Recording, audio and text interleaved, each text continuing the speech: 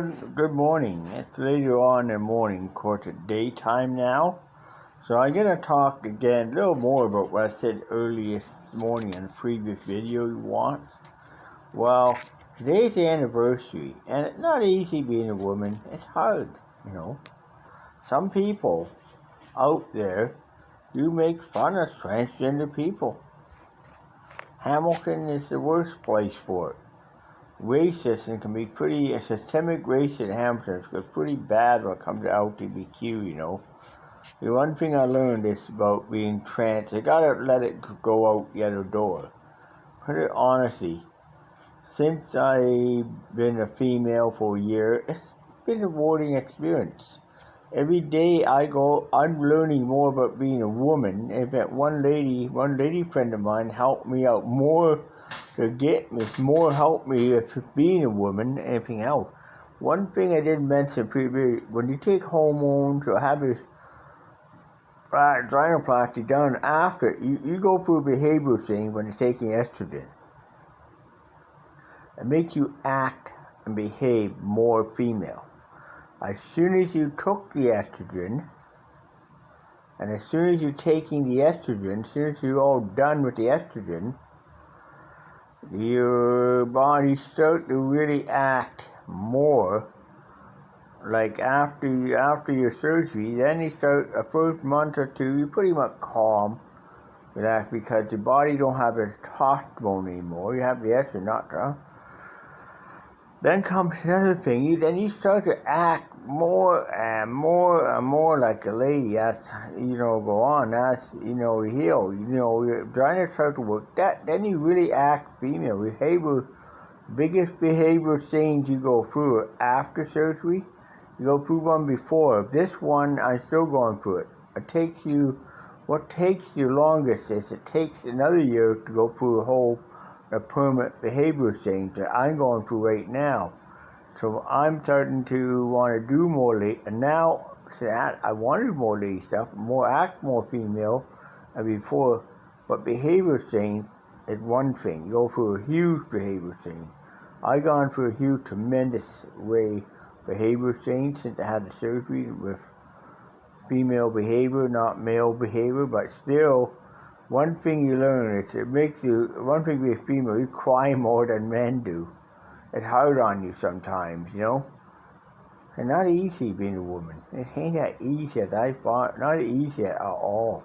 It's hard being a female. It's very difficult. You gotta clean up vagina. You gotta make sure you're presentable going outside because a female, when you're a man, you can throw a t-shirt and really out you go. Female, we gotta do everything. We gotta put a pad on. We gotta make sure we're clean. Make sure we have deodorant on. Top of that, make sure my vagina clean below and stuff. All that.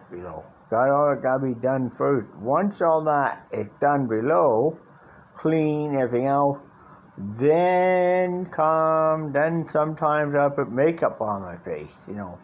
That takes time. Then you gotta have to put a cap on, wig, and everything else. Now all that takes time. So you spend about a whole lot of time they're doing in the morning. As a result, by the time I finish, usually I'm out the door I'm ready to go out. It takes me 20 minutes to get ready to go out sometimes. And that's the thing with women. It takes a man 5 minutes. It takes a woman 20 minutes. It could take me that long. And honestly, being a woman is not easy whatsoever. It's not damn easy being a female. It's very, very, very difficult. It's harder than being a man. It's like, so hard being a male. It's harder being a female. That is being a man. It's different because you have to learn different. But worst part is if your family members don't want you to be a woman, that's better. Family members don't want you being a female. They're gonna make sure not. But honestly, womanhood is very good to me. I mean, it had changed my life. It makes me calmer. I'm more relaxed.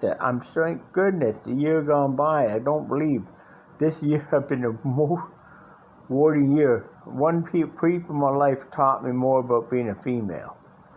And these people, I can say, I give them credit for that.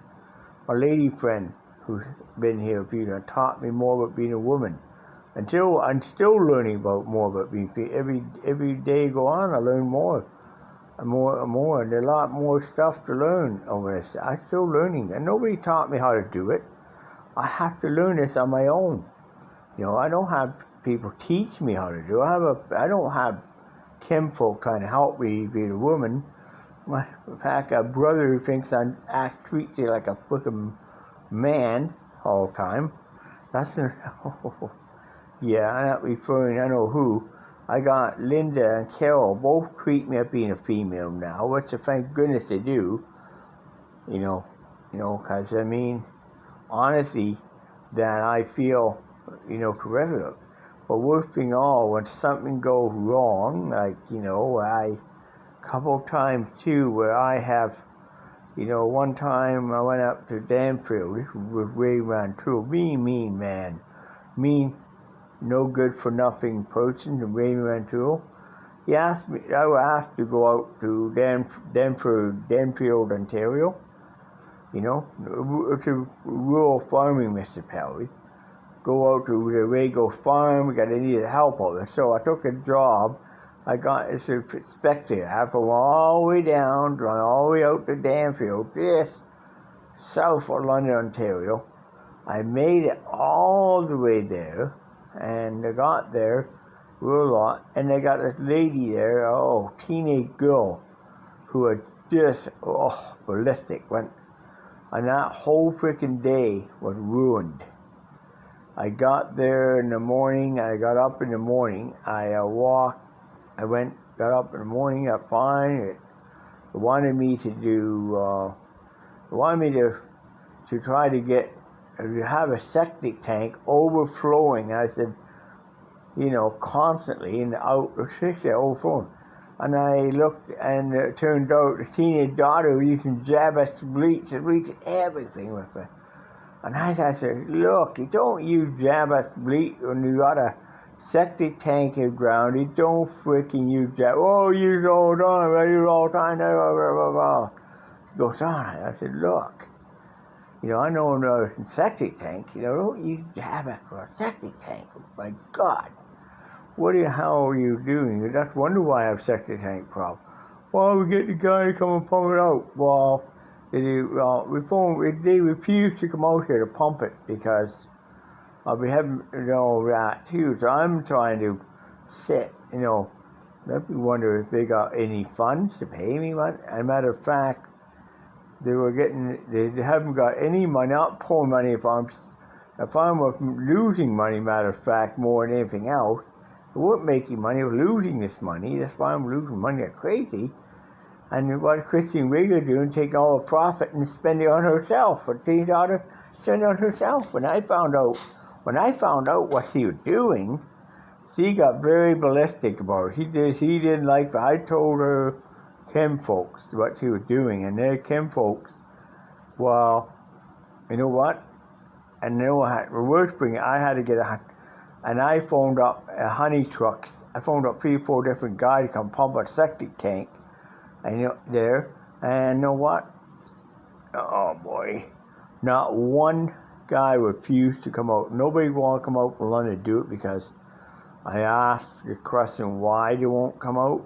Because we did, but they refused to pay us a raw darn dime, and that. So then they have people come out to work the farm for London, and they wouldn't pay them, so they took off. So I had to have a spectator. Just get the sucker Hamiltonians there. Well, apparently I ended up finally, that's it. I'm going to make a phone call to somebody in Hamilton, Ontario, I do know, would do it. So I phoned, I called Uniflow up in Hamilton and said, look, they do the sewers, sanitation sewers in Hamilton. Could you come out? I got a septic tank, needs to be cleaned out, pumped out, basically. Could you come out and pump it? They said, well, yeah, we'll come out for about $930. So about over $700 it cost plus kilometer plus that. We started actually to drive all the way down to Danfield with a truck, with the truck. Back no, we weren't going to charge you any extra for that. We just going to charge you our standard rate. Lo and behold, I got off the phone. Within 2 hours and a half later, the guy, Mr. Tom in uniform, shows up with a big, huge truck. He used to do cleaning test basins out in the city here. Took down, sucked the water, kept running. The guy pulls up. He rolls up to where the second lift the cover off a tank. He looks at it, and he said, "Well, the thing was really full. You could see the stuff come over. Oh, the smell was bad." He sticks his thing down there with the big thing down, and sucks the water out of a tank. You can see all the water flowing back somewhere in a reaping towel. All the water sucked all the way, puts an enzymes in the tank, and then after that, he then, and it was fine, put the lid back on. Put the lid back on a tank, of course. And he drove, and about a bill of $142 bill for the pumping a tank, $140 just to get the tank pumped out. I ended up paying $142 to get that tank pumped out. And she turns around, and then later on that day, I'm turning around. I made a sale to somebody. Later on that day, I'm sitting there. Somebody walked in. They wanted to buy a bushel of corn, so I sold them a bushel of edible corn for $70 basically a day. I put the $70 in a till. Christine Regal comes around. I meant that name. Miss C comes in, the teenage daughter, takes the $27. Takes the $47. Take the money out of the till I just put in. I'm going to phone up, pizza. And I put the phone down. Look, you just don't do that. Money got to go back to that money going in a farm. I wonder why your farm loses money. You take your money out there. And I keep telling them books don't balance, and you've been running a farm into a debt. And you're going to lose. You know what's going to happen? The bank will come and take the property, and you won't get it. I told the bank will take it away from you. And sure enough, she goes ballistic. I said, "Shoot the bastard! I don't want the bastard!" Blah, blah, blah, blah, blah, blah, blah. The mouse ran like crazy. Called the freaking cops. The cops come out there.